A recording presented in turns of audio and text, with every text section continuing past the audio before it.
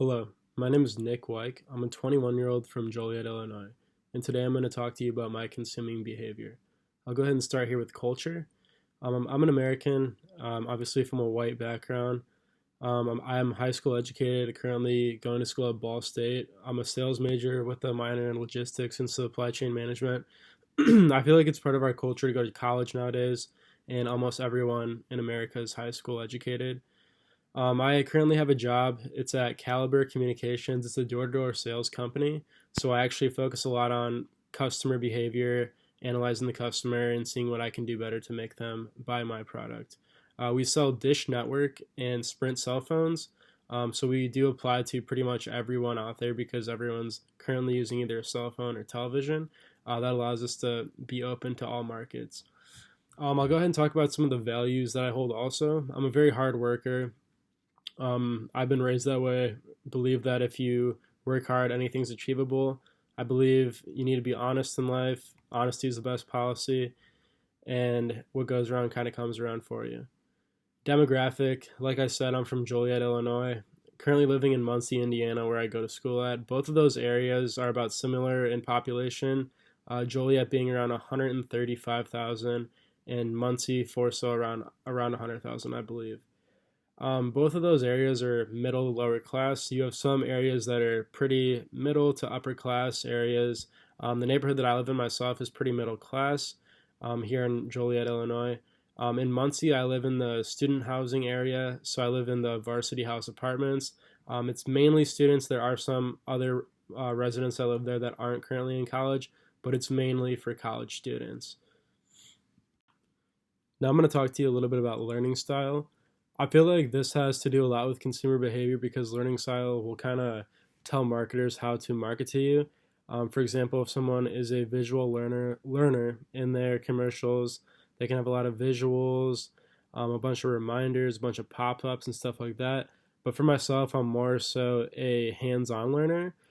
So something that would market well to me would be, for example, a handout, an in-person advertisement, me like walking at the store and seeing a bunch of flyers being handed out. I'd be more than likely to pick up a flyer, actually take a look at it. Um, Signs that are in person tend to stick out to me, or actually someone coming up to me and promoting a product, like a door-to-door salesperson, a recruiter, anything like that. Memory patterns have a lot to do with consumer behavior as well. Like I said when I was talking about learning styles, people that are visual learners tend to be reminded by stuff that's popping out at you or a lot of reminders on screen, or saying something a ton of times. I feel like that goes into memory patterns because if you say something enough times, um, it's 10 people are more likely to remember it. For example, like the catchy slogans about like car insurance numbers, or everyone knows, like whenever you say fast food, everyone knows McDonald's just because it's ingrained in our like culture by now, just because they advertise it so much. I feel like other industries, for me personally, that I'm kind of reminded of every time I think of something is Coca-Cola. Anytime that someone asks me like what to drink, I feel like every product I say is a Coke product, either Sprite, Coke, Diet Coke, anything like that. They own all of those, and I feel like Coke has done an amazing job at branding. They're one of the world's biggest companies in that industry, and they're still growing to this day. Another company that is very ingrained into our culture is Apple. Obviously, they have the cell phones, they have the laptops, they have the iPads, AirPods, pretty much everything. They're kind of an innovator, a leader in technology, and it's ingrained into people my age and people younger than me. They're all about technology, all about Apple. Now I'm going to talk a little about the attitude of a consumer. For example, myself, I'm a pretty positive person. I always carry a good attitude.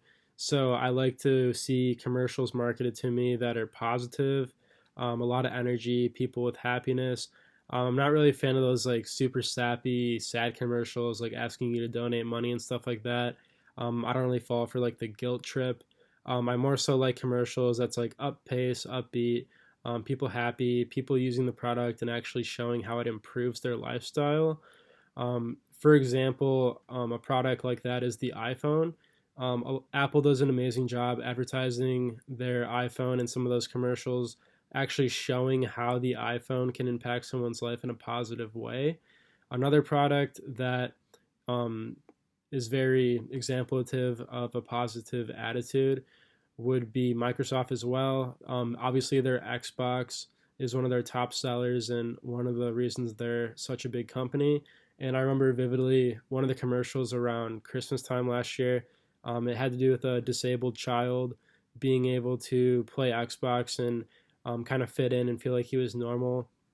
And I feel like, especially around Christmas time, that was able to boost their sales a ton. Obviously, Microsoft is known and loved by pretty much American. And I feel like they do an amazing job of representing a positive attitude. I'm going to go into depth a little about self concept and how that affects my consuming behaviors and others around me. Self concept has a lot to do with what you feel about yourself, how you feel about yourself, and how you want to be perceived. A lot of people nowadays are very concerned about their image and how they appear to others, including myself. So we tend to want products that are obviously going to make us feel more validated, make us feel more loved, make us feel cared about, and make us seem better in front of other people. A lot of people nowadays like to lean towards luxury brands, for example, like Gucci, Louis Vuitton, other things like that. Not that they even like the product, even though they are very nice, expensive, good quality products. More so, it's that they want to portray themselves as higher class or being above other people socially. Pretty much all the superstars and like models and actresses, you see them wearing that, just portraying that high lifestyle. And a lot of people that are middle class or lower class tend to spend most of their money on that to kind of mock that, which is kind of unnecessary, I guess you could say, because they could be putting that money to a better use. Obviously, people with a ton of money can't afford that stuff, but people with not a lot of money, they're kind of wasting that just to portray themselves as someone that they're not. For example, um, I see a ton of students at Ball State wearing that kind of stuff, and I feel like that doesn't really fit our demographic. For example, if we were at UCLA or like Harvard or something like that, I could understand that, but not so much in Muncie. For my self concept, I kind of see myself as a average Joe, kind of just an average American middle class. So the things that I tend to wear are pretty much just jeans, button up shirts, polos. Most of the brands that I buy are pretty standard, basic brands, nothing fancy. Um, Same with a lot of the people around me as well. It's all about how you see yourself and how you want to portray yourself. I don't really want to portray myself as anything special just because I'm equal to everyone around me, and I really don't care much about material items. I rather would show off how much I know or how I can interact with people and affect their life by just my personality. Lifestyle also has a huge part on our consuming behavior. A lot of people are into fitness, some people are into gaming, some people are into technology. It all depends on your personal preferences. For me, I like to focus on sports a little bit. So some of the stuff that I tend to buy are athletic wear. I like to buy Cubs, Chicago Bears, all that type of gear to represent my team. For example, people that would best market to me are like Fanatics or NFLshop.com, stuff that I can buy to kind of feel like I'm united with my team. For example, other people that are very athletic or into working out themselves, like the athletes that do play the sports that I enjoy, buying behavior that they have is actually buying stuff that can improve their skills. For example, if you're a famous football player, obviously you have to do some weight training. So if they see a commercial for a brand new piece of gym equipment that is marketed for improving your strength and stuff like that, obviously they're going to be tempted to buy that because they want to make themselves better. I've been seeing a lot of stay at home people using the Peloton, the new bicycle. They marketed to kind of stay at home people who don't really want to go to the gym but still want to get exercise. That lifestyle really isn't for me, but I can see why people do enjoy it, and I feel like it is a very good marketing tool. Another lifestyle trait that some people can have is gaming, for example, which is another aspect that I like. I do play Xbox a decent amount, and that is a lifestyle that some people do choose to do quite often.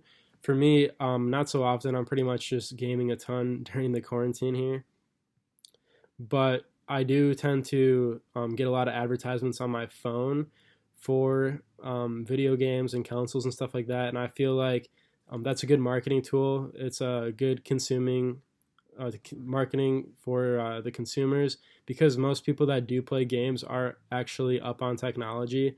So every time I'm on my iPhone or my tablet, and I always get those ads, it is a very good method for them. And I know that Amazon and Instagram and all that use the cookies to kind of like sell your data so they can know how to market to you. There are many different influences on our consumer behavior. For example, advertising and endorsements. An example of an endorsement would be a famous NBA player wearing a brand like Nike to endorse their shoe. For example, the biggest Nike contract ever signed was Michael Jordan, and he got his own brand Jordan shoes, who are owned by Nike. Using that endorsement, Jordan was actually able to make more money off of the shoe deal than he was in his whole NBA career. Um, for example, endorsements can create so much revenue. For example, Nike during that shoe deal doubled in size because so many kids were buying Nike apparel, Nike shoes, all that just because they wanted to be like Michael Jordan. Another example of influences would be a commercial, for example. If someone sees a celebrity that they like promoting a product or using a product on a commercial, they'll be more likely to buy that just because you want to be like the people that you idolize. Some influences on my consumer behavior have been Acorn, for example. I've seen a commercial with Alex Rodriguez, who is one of my favorite baseball players, endorsing the app Acorn, which is an app that takes your change and converts it into the stock market. And he was talking about how he used it and enjoyed it, and it's been working for him. So therefore, I went ahead and downloaded it and gave it a try myself, and I really enjoy it. And by word of mouth, I've been spreading it to other people that I know that I think they would enjoy it as well. This is a good example of advertising, endorsement, and influencing just because they were able to hire someone who a lot of people respect and enjoy.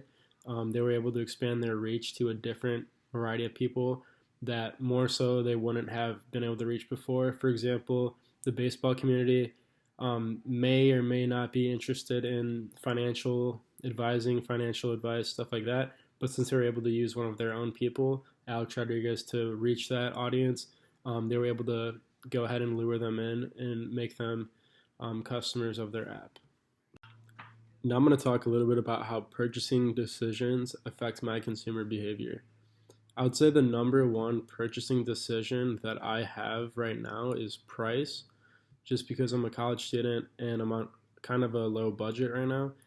I really want to be spending the least amount of money I can for the highest quality product, kind of get the most bang for your buck. So what I look for is a high quality product at a reasonable price. I feel like Walmart has a lot of these great products, even off-brand stuff like Great Value. You're getting typically the same product for a cheaper price, and I feel like they do a good job of marketing that to lower income people, college students, people that are on a limited income. Another purchasing decision may be based solely off of quality. For example, Apple has the best quality phones out there. Samsung is one of their competitors, but they are more susceptible to viruses and other malware. Apple has firewalls to allow them to not be accessible. That Apple's a way better product, higher quality, and that is another purchasing decision. You have to take that into account. Although Samsung may be a little bit cheaper, Apple, you know that it's going to be more reliable, it's going to last longer, it's going to have a better warranty. So you always have to take that into consideration. For example, whenever I bought my iPhone, I took that into consideration. I was doing pros and cons of Samsung versus Apple, and although the price was higher, the pros ended up outweighing the cons. The customer experience that I tend to enjoy is one where I feel like I'm in the most control. I like to choose my product. I like to customize it. Customization is a big part of the way that I consume a product. For example, even something as simple as McDonald's, I tend to take off certain stuff that I won't enjoy, add extra stuff that I do want. I feel like customization is a huge way to kind of get the customer on your side because then you're letting them have a voice in their decision. You're letting them choose what exactly they want, and it's making them feel like you actually care about them. Another thing that I prefer whenever I want a good customer experience is great customer service. I want a company that I can reach out to if I have a problem, and a company that won't just throw me under the rug. For example, I did have a problem with AT&T, which is why I switched my cell service because every time I'd call them, I'd be transferred to somewhere in the Philippines and I really couldn't understand them. So I had a bad customer experience. They weren't able to solve my problems effectively. They would just transfer me into another department and it was just phone tag kind of. So I went ahead and switched to Verizon, which has been a lot better for me. They actually have all their call centers in the US, so I'm able to understand everyone perfectly and they're able to take care of my problems for a reasonable price. So as long as you're getting a great customer service at a reasonable price, I feel like that's the best customer experience, especially for me. I'm going to do a quick reflection on the project that I just did about consumer behavior. I really enjoy this project. I feel like it gave me an opportunity to kind of open my eyes on my customer behavior and how I consume products. It opened my eyes on how companies market to me based off of memory patterns, attitudes, demographic, culture, age, ethnicity, lifestyle. There's so many different ones. It also taught me about how influences on the buying market, for example, using celebrities, endorsements, stuff like that, can affect the whole buying process. This actually did help me a lot considering that I'm a salesman and I'm looking to go into marketing myself. Now I know a little bit more of what the customer actually wants, kind of put myself in the customer's position. That way I know exactly what I need to do for them to give them the best quality experience. I want to make sure that I can always give them top-notch customer service because like I said myself and like I know so many other people enjoy, they want top-notch customer service. They want to feel heard. They want to feel like they have some control in the situation. To end the project, I'm just going to do a little last minute observation of the class and some of the important takeaways that I had. So overall, I enjoyed the class a lot. It taught me a lot about consumer behavior. It taught me a lot about my consumption styles and a lot about myself and how to market to people like me. From the beginning of the year, it started off kind of crazy. Obviously, with our teacher being switched mid-year, but I feel like the class went smoothly.